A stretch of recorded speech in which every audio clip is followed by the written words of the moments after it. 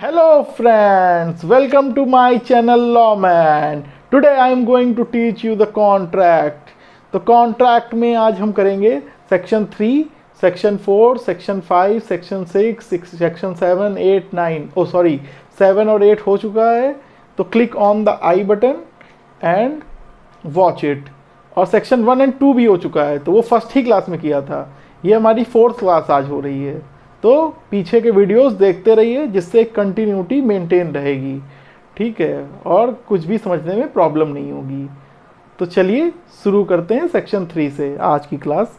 तो सेक्शन 3 क्या बोल रहा है? Communications of proposal, acceptance of proposal and revocations of proposal. इसमें कुछ भी नहीं बोल रहा है, इसमें बस बोल रहा है कि कुछ एक्ट या ओमिशन हम जब करते हैं तो हमें मालूम चलता है कि हम प्रपोजल दे रहे हैं, एक्सेप्टेंस कर रहे हैं या फिर जो है रेवोकेशन कर रहे हैं। तो इसमें बस इतना ही है। बाकी अगर हम फेस टू फेस कॉन्ट्रैक्ट करते हैं तो वो बहुत ईजिली डन हो जाता है, क्योंकि उसमें हम क्या करते हैं, ऑफ़र को और एक्सेप्टेंस को जो है इमीडिएटली कर देते हैं, ठीक है। लेकिन अगर हम डिस्टेंस के थ्रू कर रहे हैं तो उसको पोस्ट के थ्रू कर रहे हैं या ईमेल के थ्रू कर रहे हैं, टेलीफोन के थ्रू कर रहे हैं, पहले टेलीग्राम भी चलता था तो टेलीग्राम के थ्रू कर रहे हैं। तो इस तरीके से तो देखते हैं कि पोस्ट के थ्रू क्या क्या प्रॉब्लम होती हैं और उसको कैसे डील करते हैं। तो चलिए समझते हैं। Section 4 communication when complete. तो सेक्शन 4 से ही आप सेक्शन 3 और सेक्शन 5 दोनों को समझ लेंगे, इसलिए मैं एक एग्जाम्पल के थ्रू पूरा सेक्शन 4 समझाऊंगा। तो सेक्शन 4 में सबसे पहले है communication of proposals. Communication of proposal कैसे होता है? तो कम्युनिकेशन कैसे होगा? ए मान लीजिए लेटर भेज रहा है बी को, और जैसे ही बी की नॉलेज में अगर वो लेटर आ गया तो उसको जो है हम प्रपोजल मानेंगे। कैसे? ए यहाँ पे प्रपोज़र है, बी यहाँ पे प्रपोजी है। प्रपोज़र को ऑफरर भी कहते हैं, प्रपोजी को ऑफरी भी कहते हैं। तो ए यहाँ पे ऑफ़र दे रहा है कि मैं अपना हाउस 80 लाख में बेच रहा हूँ। तो बी की जैसे ही नॉलेज में ये बात पहुँची तो ये प्रपोज़ल हो गया डन। अब प्रपोज़ल ख़त्म हो गया है। तो अब देख लेते हैं कम्युनिकेशन ऑफ एक्सेप्टेंस। अगर मान लीजिए इस बी को ख़रीदना है ये हाउस, तो वो एक्सेप्टेंस कैसे देगा? तो वो भी यहाँ से एक लेटर पोस्ट करेगा, ठीक है। जैसे ही वो पोस्ट करता है तो इनके लिए एक्सेप्टेंस पूरी हो गई, मतलब ए के लिए एक्सेप्टेंस यहाँ पे पूरी हो गई है। और जैसे ही वो यहाँ पहुँच जाएगा ए के पास तो बी के लिए एक्सेप्टेंस पूरी हो जाएगी, ठीक है। तो ये हो गया कम्युनिकेशन ऑफ एक्सेप्टेंस। अब देख लेते हैं communication of revocation. Communication of revocation में क्या है? कम्युनिकेशन ऑफ रेवोकेशन में जब ए प्रपोजल भेज रहा है, ठीक है, ए जब प्रपोजल बी को भेज रहा है तो बी के पास पहुंचने से पहले वो प्रपोजल रिवोक कर देना चाहिए। रेवोकेशन मतलब होता है किसी चीज़ को रद्द कर देना, खंडन कर देना, मतलब जो भी डील हो रही है उसको हम रद्द कर रहे हैं। मतलब अगर कोई ऑफ़र भेज रहे हैं तो उसको रद्द कर रहे हैं। तो यहाँ पे क्या है, जब ऑफ़र भेज रहा है वो, तो बी के पास पहुँचने से पहले ही उसको रिवोक कर देना है। अगर बी के पास पहुँच गया तो फिर ऑफ़र रिवोक नहीं हो सकता। इसी तरह जब बी अपनी एक्सेप्टेंस भेज रहा है तो वो कैसे रिवोक करेगा? तो बी जब यहाँ पर ए के पास भेज रहा है तो ए के पास पहुँचने से पहले ही उसको रिवोक करना पड़ेगा, वरना वो जो है एक्सेप्टेंस मान लिया जाएगा, ठीक है। तो ये सारी कंडीशंस मैंने बता दी। अब जो है 2 केसेस हैं तो कर लेते हैं। एक पहला केस है एडम्स वर्सेस लिंड सेल।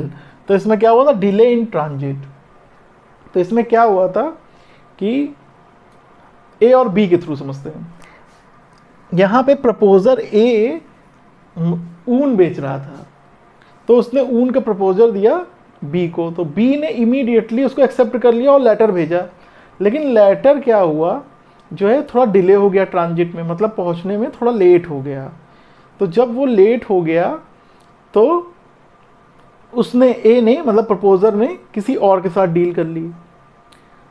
तो ऐसे में बी को नुकसान हो गया, तो बी कोर्ट चला गया और कोर्ट ने कहा कि ये जो एक्सेप्टेंस दी थी बी ने, भले ही वो डिले हो गया लेकिन वो एक वैलिड एक्सेप्टेंस है, क्योंकि रूल बताया था आपको कि जैसे ही बी पोस्ट करता है ए के लिए एक्सेप्टेंस पूरी हो जाती है, तो इसको एक वैलिड एक्सेप्टेंस माना गया। और इसमें यही कहा गया कि अगर वो पोस्ट कर देता है तो फिर कोई मैटर नहीं करता कि डिले हो रहा है या फिर जो है कुछ भी प्रॉब्लम हो रही है, तो उससे कोई मतलब नहीं। एक बार से पोस्ट कर दिया तो दैट मीन्स ये एक्सेप्टेंस डन हो गया। ठीक है, चलिए अब सेकंड केस समझ लेते हैं। इसमें क्या है, house hold fire and accident insurance company versus grant. तो इसमें क्या था कि जो डिफेंडेंट थे उन्होंने एक एप्लीकेशन दी शेयर खरीदने के लिए एक कंपनी में। ठीक है, तो एप्लीकेशन एक्सेप्ट कर ली कंपनी ने और उनको एक्सेप्टेंस का लेटर भेजा, लेकिन वो कहीं लॉस्ट हो गया और उनको नहीं मिला डिफेंडेंट को, जिन्होंने अप्लाई किया था शेयर्स के लिए। ठीक है, उनको वो नहीं मिला। तो जब उनको नहीं मिला तो उनको लगा कि मेरा जो है मुझे शेयर नहीं मिले, जबकि उनको शेयर मिल चुके थे।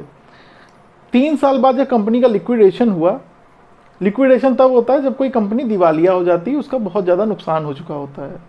तो जो भी होते हैं, जो भी लोग कर्जा उनको दिए होते हैं, ठीक है, उन सबको कर्जा वापस करना पड़ता है।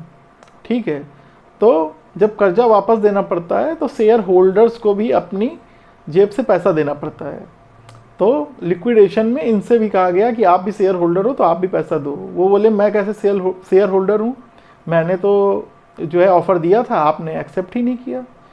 तो मैटर कोर्ट में चला गया। कोर्ट ने बोला नहीं, उन्होंने एक्सेप्टेंस दी, अब बीच में ये लॉस्ट हो गया तो वो लोग लाइबल नहीं है, एक्सेप्टेंस मानी जाएगी, तो इसलिए आपको पेमेंट देना पड़ेगा। तो चाहे डिले हो रहा हो, चाहे वो लॉस्ट हो रहा हो, जो एक्सेप्टेंस का लेटर है, अगर वो एक बार पोस्ट हो गया तो वो माना जाएगा। ठीक है, इसमें केवल एक ही सिचुएशन है, अगर उन्होंने प्रॉपर एड्रेस ना लिखा हो या फिर प्रॉपर जो है स्टैंपिंग ना की हो, तो इस सिचुएशन में एक्सेप्टेंस नहीं मानी जाएगी, वरना एक्सेप्टेंस मानी जाएगी। तो ये हो गया सेक्शन 4। और सेक्शन 5 में भी सेम बात लिखी हुई है, revocation of proposals and acceptance. तो जो अभी मैंने ऊपर आप लोग को समझा दिया कि प्रपोजल और एक्सेप्टेंस का कैसे रेवोकेशन होता है, बाकी सेक्शन 6 में लिखा है रेवोकेशन कैसे होती है। तो ये 4 तरीक़ों से होती है। पहला, नोटिस ऑफ रेवोकेशन, मतलब एक नोटिस भेज देंगे कि हम रिवोक कर रहे हैं अपना ऑफ़र या एक्सेप्टेंस। लैप्स ऑफ टाइम, मतलब ऑफ़र में लिखा होगा कि इतने टाइम में आपको जो एक्सेप्टेंस देनी है, या किसी ने एक्सेप्टेंस दे दी है तो जो है कोई रिप्लाई नहीं आया, तो इस तरह की चीज़ें लैप्स ऑफ टाइम में आ जाएंगी। नॉट फुलफिल कंडीशन, अगर मान लीजिए ऑफ़र में कोई ऐसी प्री कंडीशन लिखी हुई है कि आपको ये कंडीशन फुलफिल करनी है तो एक्सेप्टेंस मानी जाएगी, आप वो नहीं कर रहे हो तो फिर रेवोकेशन हो जाएगा। Death and insanity of the proposer, मतलब जो प्रपोजर है, जिसने प्रपोजल दिया, वो मर गया या भी पागल हो गया। ठीक है, तो जब पागल हो जाएगा तो रीजनिंग नहीं बचेगी, जब वो रीजनेबल एक मैन नहीं बचेगा तो फिर जो है कोई भी ऑफ़र का कोई भी मतलब नहीं निकलता है। ठीक है, बाकी सेक्शन 9 है प्रॉमिसेस एक्सप्रेस और इम्प्लाइड। तो प्रॉमिस या तो एक्सप्रेस होती हैं या तो इम्प्लाइड होती हैं। ठीक है, एक्सप्रेस में क्या होता है, रिटर्न होता है, या तो फिर ओरल होगा। ठीक है, और इसमें क्या होगा जो है इम्प्लाइड में मतलब आप कुछ ऐसा काम कर रहे हो जिसके थ्रू अपने आप ही मालूम चल रहा है कि आपने वो जो है एक्सेप्टेंस दे दी है। जैसे कार्लिल वर्सेस कार्बोलिक वाले केस में हुआ था कि आप अगर एक कंडीशन परफॉर्म कर रहे हो किसी ऑफ़र के लिए, तो वो कंडीशन जब परफॉर्म कर दिया तो इसका मतलब है कि एक्सेप्टेंस है। तो ठीक है, तो आज की क्लास यहीं ख़त्म होती है। Stay tuned. जय हिंद, जय भारत।